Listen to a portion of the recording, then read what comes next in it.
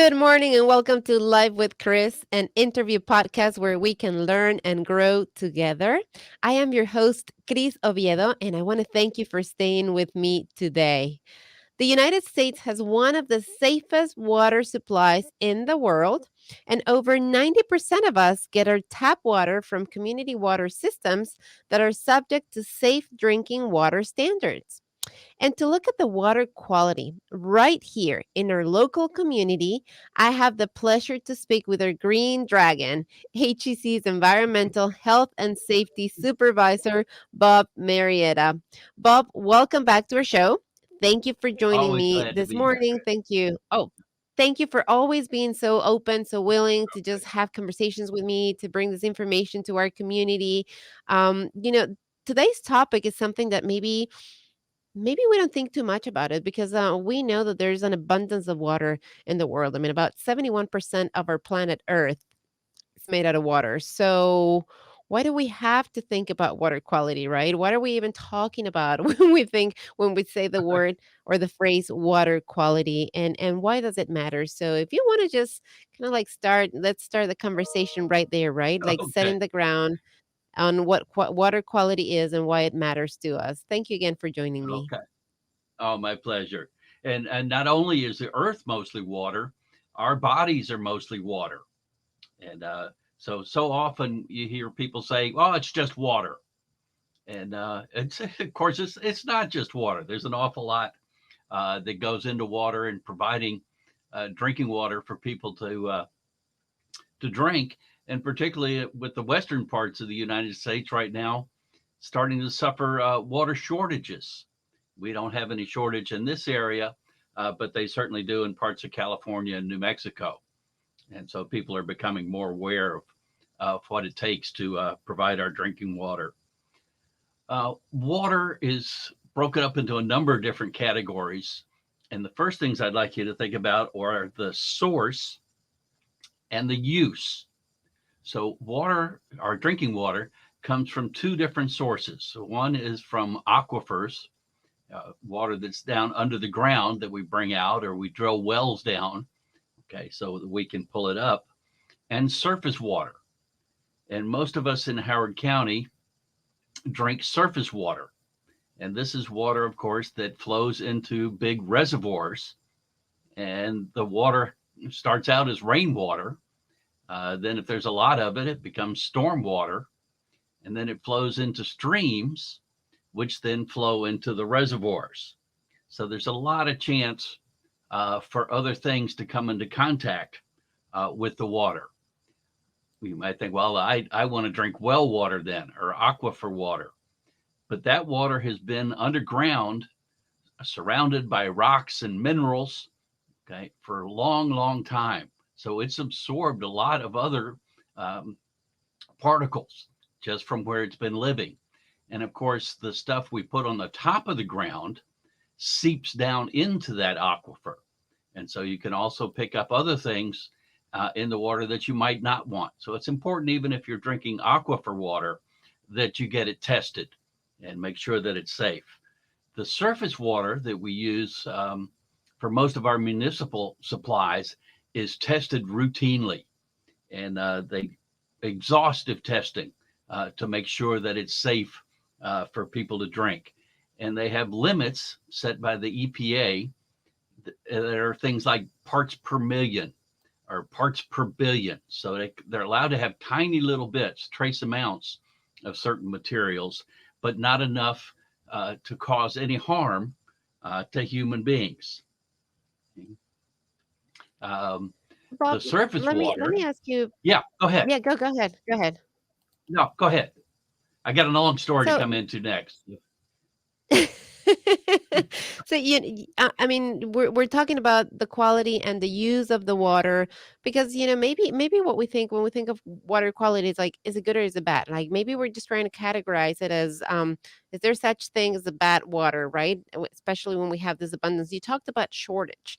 And again, going back to this idea of how much water there is, it seems unthinkable that we would be talking about shortage of water. So help us understand this and dive a little bit more into this idea of, the water quality. You talked about maybe the water that's there, it's been, I don't want to use the word contaminated, but it's been exposed to other things that are not necessarily something that we want to digest, that we want to put into our bodies. So help us understand, right? Because again, 71% of Earth is made out of water. So how, if we have so much water out there, how is it possible that we are now talking about shortages? It's climate change. Okay, in short, is what's happening to them out in the western part of the country, where the snowpack, where they got most of their water, came down as snow in the winter, and then would melt slowly throughout the year. And there's been a lot less snow falling out there, and a lot more rain, which causes the snow to melt even faster. So they have less water throughout the year being stored up in their snowpack. Okay?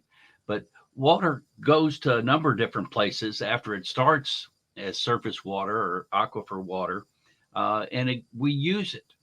And so we need to divide the water into what we use it for. So agricultural water, water that's used to water plants or feed livestock, has much different quality requirements than water that we want to drink or use for medical purposes.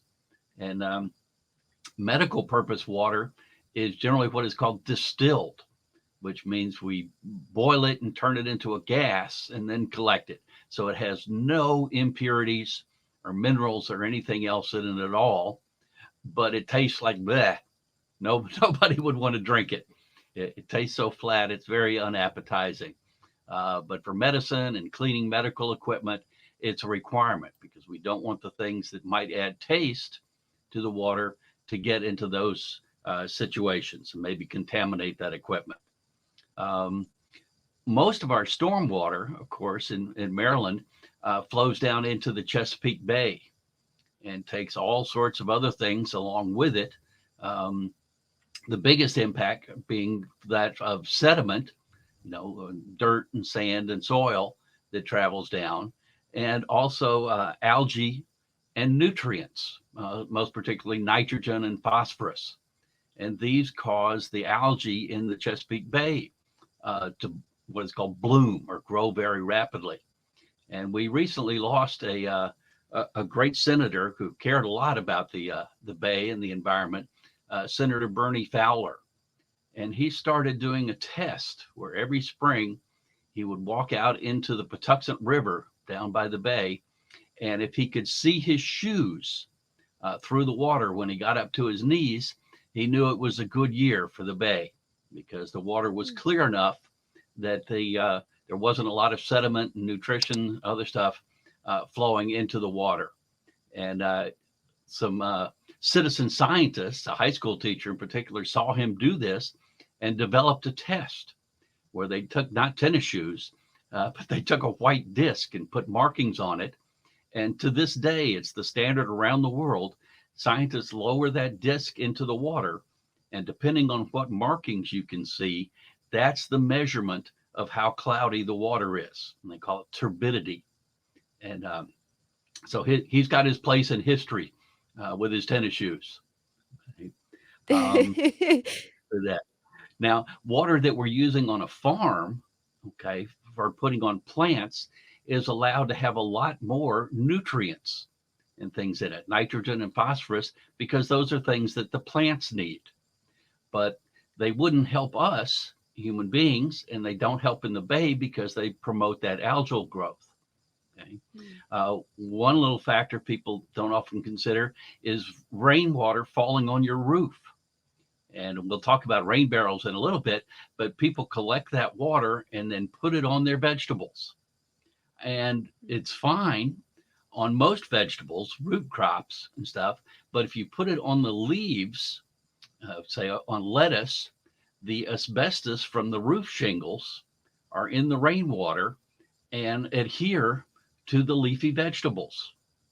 So if you're going to water your garden, you want to water the ground, not the leaves. Wow. So it's there's more to think about when we think about water.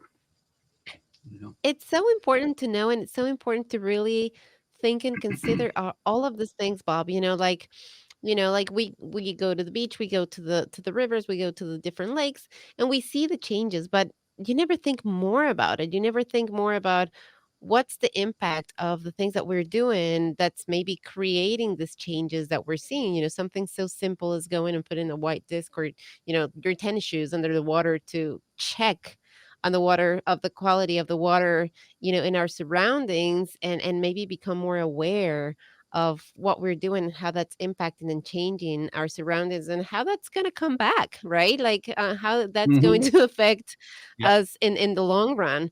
um we could talk about that just, for a full hour here, and we only have 30 minutes for this conversation. Yeah. But you touched on something, and I think that this is, something that we're more concerned about is like, okay, well, I hear you, Bob, and I hear that we need to worry about water quality and we need to know whether we're going to use it for drinking or for other purposes.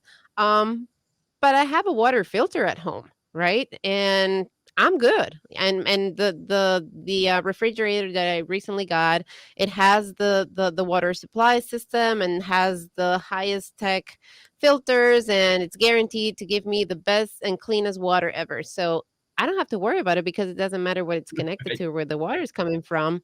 I got my filter at home and I'm good. Is that is that fair? Is that something that people can feel good about and just not worry about the rest that's happening out there? Or help us understand water filters Well, and their use. yes, they are generally a good thing, but you do need to keep up with replacing the filter because a large part of what the filter does is take out particulate matter, and so it will clog up. The other thing that those filters do is have a charcoal stage in them that removes a lot of chemicals, and in particular, it removes chlorine and fluoride. And you may not want to remove the fluoride from your water supply if you have young children. Now, once you have your adult teeth, you're not building new teeth anymore. You don't need the fluoride. But young children do need the fluoride, either in the form of the water, and a lot of cities add fluoride to the water. It's a naturally occurring element, it's a mineral that it's in a lot of water supplies already. They don't have to add any. But there might be some health concerns later on in life where you don't need the fluoride to build your teeth, and so people feel better about removing it. You can also do all sorts of other things, rinses and other fluoride toothpaste. There are other ways to get children the fluoride, so you don't have to have it in your water. So the water filters are by and large a good thing, and there are a number of different kinds. Some of them remove different things. Um, One thing that the typical water fountain or water filter does not do is remove salt. And so people who have conditions where they should not be ingesting salt, and we have this problem in a lot of Howard County right now where we've put down a lot of road salt. And people who have wells, the water is getting into, the salt is getting into their water supply. And if they have health conditions where they shouldn't have salt, this could be a problem. And so the county, installs much more expensive filters in those people's houses to remove the salt from their water supply. Hmm. So it is a good idea to have a water filter, but it's also important to continue to watch and look and see what we are doing and how it's impacting the streams and how it's impacting the sources of water where that water, that tap water is coming from. So Mhm. it's not the easy way out. It's not No, a I got my filter, I'm good. I don't have to worry about what's happening out there. Is I have this extra protection, but I still need to make sure yeah, that the water it, sources it, out there, the natural right, sources, are well yeah, taken care of.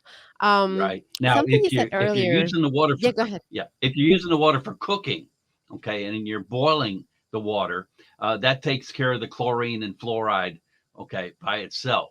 So you may not need to use that filtered water as much as you don't have to filter everything. And a lot of people like the filtered pitchers, so that only the drinking water that they're going to use gets filtered. And along with this, we get into hard and soft water and the pH of water. And so we'll touch on more on those in a little bit. um, Bob, something that you said earlier caught my attention. You said, having a little bit of something in the water, it's okay, right? And um, maybe people don't know this, but all drinking water, including bottled drinking water, it's reasonably expected to contain at least small amounts of some contaminants. And, I find this really interesting because we hear it's pure water, right? It's like we have this idea that there's nothing in it, that there's just it's just water. There's nothing in it. And you talked about earlier about, there may be something in your water, but it's not in great percentages that it would cause you any harm. Talk to us a little bit more about this fact because I found it fascinating. It's kind of like a veil was lifted off my eyes where I've been buying this water thinking that is 100% pure, clean, that there's nothing in it. And research actually showed me that that's not so much the truth. That Right. there is an expectation actually to find something in it. Mm-hmm. They're guaranteed there is something in it, unless it's Mm, distilled water, which no one wants to drink because it doesn't taste good. It's those contaminants or the that add the flavor to the water. And so there are lots of minerals and things that are actually good for you. Things like zinc and iron, okay, calcium, bicarbonate, okay, and even sodium, okay. The salt is good in small amounts, and those are the things that give water the flavor. Okay, there's another contaminant that we get in bottled water, okay, alone, and that's the plastic. Microplastics leach from the plastic bottle itself into the water. And the thinner the bottle, the more it seems to leach and the more chemicals are required to make that plastic bottle. And of course, it means they can make a lighter bottle and make it cheaper. So the bottling people make more money, okay, off of it compared to the sturdiness of what you might have as a water bottle. Okay, it's good, mhm. sturdy, solid plastic. It's not going to leach, okay, much of the plastic into the water compared to what the bottled water, thinner bottles are going to do. And then you got the problem of all the trash because that plastic, very little of the plastic bottles do get recycled, and most of them go Yeah. into the landfill or just thrown out into the environment. And all of those are adding to the what we call microplastic pollution that is contaminating all of us. And we all know now that we have microplastic in our bloodstreams. We can't have avoided it because it's so much in our environment. And we don't really know what that's doing to us yet. We'll be learning more about that in the future. But the contamination in the water is very tightly controlled in municipal water supplies. That's where they get the parts per million and the parts per billion. But there's much less control of water that's put into bottles. And those bottles are required, the bottling process is required to be sanitary, okay, meaning that you don't have nutrients and other contamination, okay, inside there, but they're not as controlled or tested as rigorously as the municipal water is. And most bottled water is just tap water, but they don't leave it alone. They filter out all those things that they think you might not want, such as chlorine and the fluoride and a few other things are removed before they put it in the bottles. But it starts out as just tap water. And municipalities add chlorine to water to disinfect it and keep it clean while it's traveling through the pipes and through the pipes in your house until it comes out at your faucet. And that's where you would want to filter it at the last possible minute. If you remove the chlorine earlier, say as an example, you got some bottled water and you left the lid off, okay, it could become contaminated fairly quickly um, because there's no chlorine in it. And it's very dangerous, they say, to reuse disposable bottles. Some people like to fill them up again and again and think they're being they're saving on the plastic. But the chemicals that the bottled water people have added, usually it's a little bit of sodium, um, do have an impact, and more of the plastic is apparently leached into the water when you reuse that bottle that was only intended to be used one time. Wow. It's a mouthful, isn't Fascinating. it? But it's fascinating. So we're paying for tap water in a bottle, so we're really paying for the bottle. Bottle is bad for the environment. We're getting plastic from it, right? Like residues of that. We don't know what the results or the effects on that are going to be. So I think the morale of the story here is let's get reusable water containers, Water carry bottle. them with us, and use tap water. Yeah, we pay for that Fascinating, Bob. convenience. I looked it up this morning, and they say that we pay for bottled water. You pay 2,000 times what tap water costs. And since you're buying tap water anyway, okay, you're really losing out just for that little bit of convenience to be able to throw the bottle away when you're done with it. And if you're here at HEC, I mean, you have great water fountains out here, that are good for your Yeah. bottle. They fit your bottle. They're sensor driven. So, and I've seen more and more and more of those out there. So, because I know that especially when we go out with our family, sometimes is that question, well, where am I going to be able to find a place that has, a place to refill my water bottle, or should I just buy something there? So, it's not perfect, but we're getting there. But as consumers, and we've talked about this, Bob, as consumers, if we start changing our habits and we start requesting through, right, not purchasing the water bottles, but saying, you know what, I don't want to purchase the water bottles, the disposable ones. I'd rather you guys invest in good filters everywhere and good water stations everywhere. Um, it's going to take some time. We have to be willing to be a little uncomfortable for a little bit, but we can make it happen. We can bring that change in our communities and and make it better for ourselves and for our planet, quite Right. honestly. The So you compostable mentioned movement is coming along a long way. So that if you put out a pitcher of water, you give people compostable cups so that you don't put plastic into the landfill, you put it into the compost facility. So it goes back into the earth that way. Mm. So there's many options. There's many ways that we can do this. And as consumers, we can really drive the market into into just a better market for our planet and for everybody. Really, we earlier we mentioned the barrel program here, the rain barrel program here at Howard County, and but you also said you have that rainwater and you have to know how to use it properly. Talk to us about this program and about rainwater in general, Bob, please. Okay.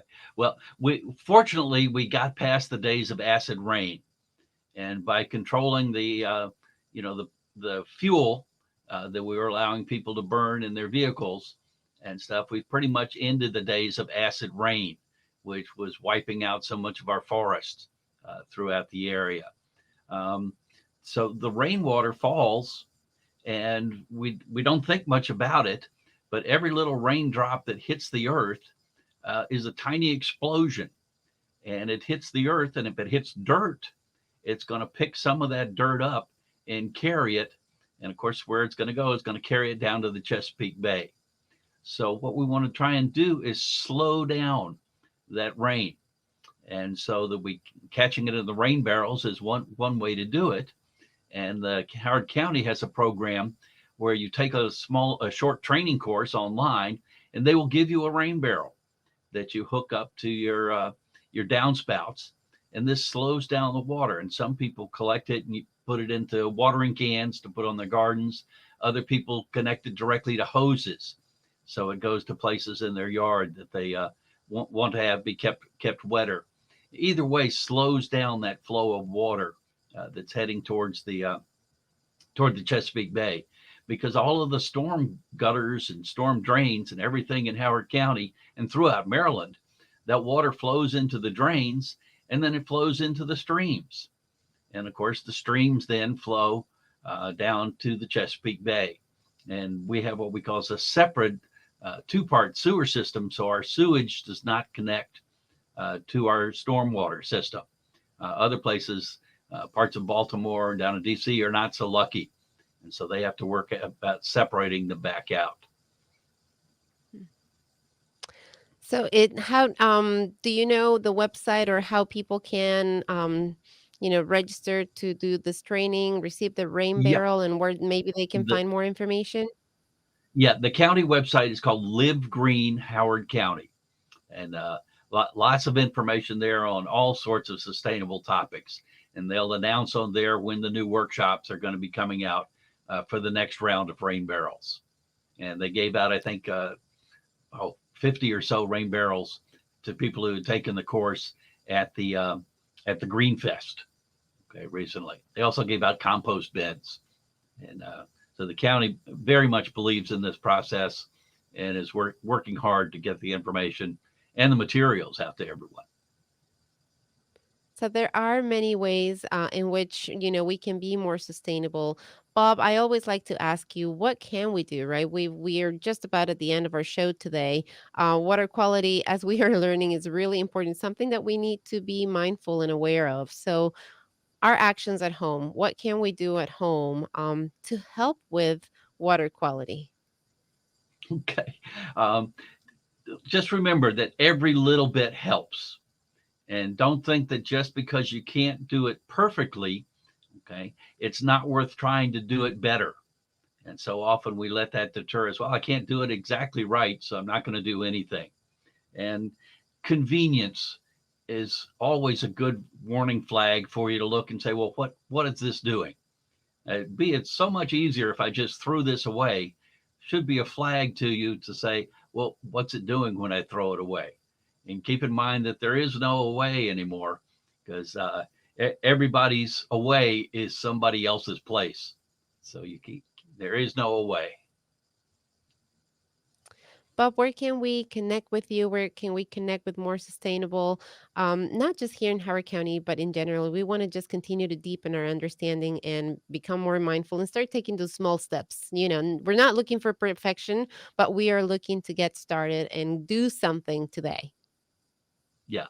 Well, an eye-opening one is the Howard County Water Report that you'll find on Live Green, and it will tell you all the little, the micro millionths of a parts of whatever contaminants and things are in the water.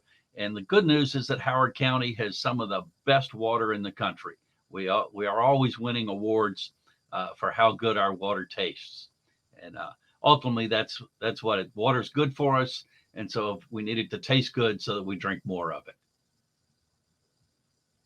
So livegreenhoward.com, I think, was the website that you gave us, Bob. That's a good place where HowardCounty.com. you can. Yeah, Thank yeah. you. Tony put it up. livegreenhowardcounty.com.